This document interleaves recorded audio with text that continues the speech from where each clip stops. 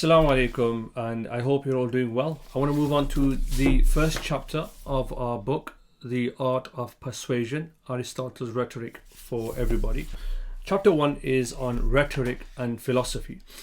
And you might be of the disposition where you are suspicious of this art of rhetoric.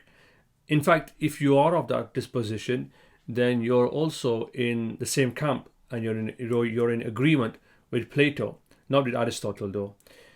Now, Aristotle believed that it's a partner of philosophy, that is rhetoric. And because we all try to persuade people or reason with other people, even in casual conversations and in our correspondence with other people. Plato, however, had a less beneficent view of rhetoric.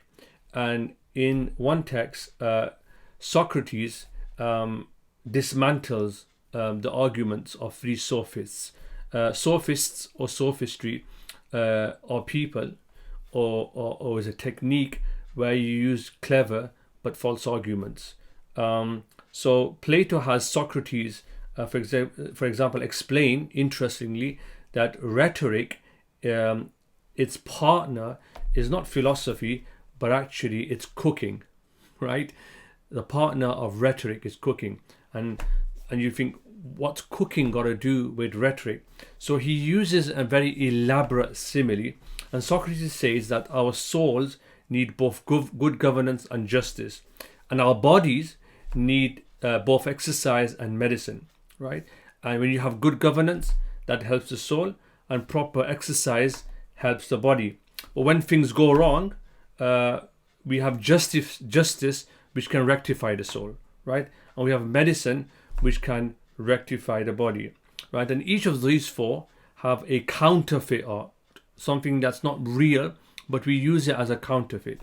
So on the soul side, the counterfeit of good governance is sophistry, clever but false arguments, and we're all familiar with that today. And in terms of justice, it's rhetoric, right? You get the idea that something is good being done, but actually it's not the real thing. It's just rhetoric. It's just flowery speech. On the body side, the counterfeit to exercise is makeup. So people don't want to do exercise, so the counterfeit is makeup. And for medicine, it's cookery, right? So Plato has Socrates say that rhetoric is to the soul what fanciful cooking is to the body, right? It flatters people. It persuades us that we're being led towards something good, whether that's justice or health, when really we're being taken away from anything that's good. And this is the position that Socrates takes as well. And so Socrates has a very low opinion of the art of cooking, right, from this simile.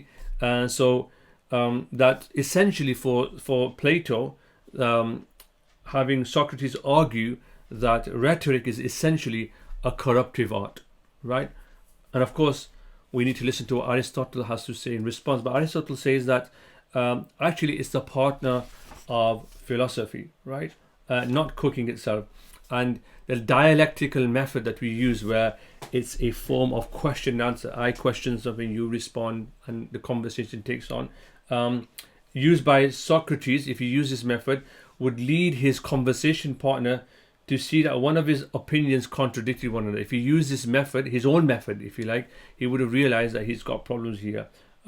So when you use the dialectical method, you see this in many books. Even when you read classical texts, they have a dialectical method. فَإِنْ قِيلَ, if it is said, right? And they say, well, we say this, قُلْتُ, I will say this.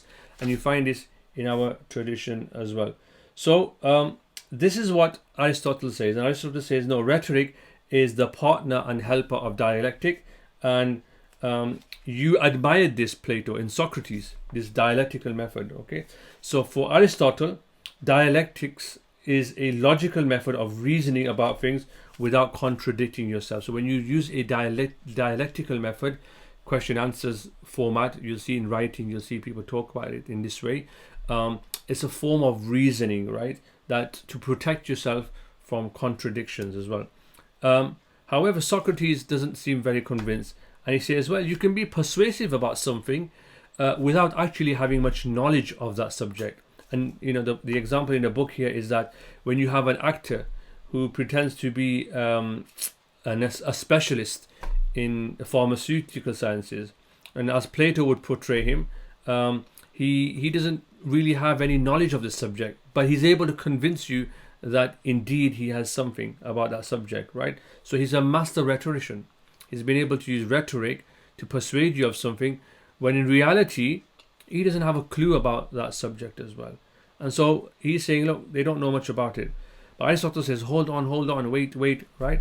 The fact that the actor or the rhetor is not an expert on a subject, which is part of his field or of his or her concern, is no reason to say that rhetoric is not itself a kind of knowledge, right? Or that it's a counterfeit of the subject that it is applied to. It's not real. And it says, after all, the actor who persuasively plays the role of a doctor, for example, may not know anything about medicine, but doctors who do know may still learn lessons from actors or rhetoricians about their bedside manner, right? So you can still learn something from them. So Aristotle acknowledges that rhetoric, like dialectic, is not a science, but that doesn't make it a fake science. It's a real art, and that's the subject that we want to cover in the next video. And by the way, this tradition of bashing rhetoric, you'll find it even in Islamic tradition. Certain scholars don't see any value in it, but obviously this is a tradition predates Islam, where people don't see any value. Many philosophers bash rhetoric as well.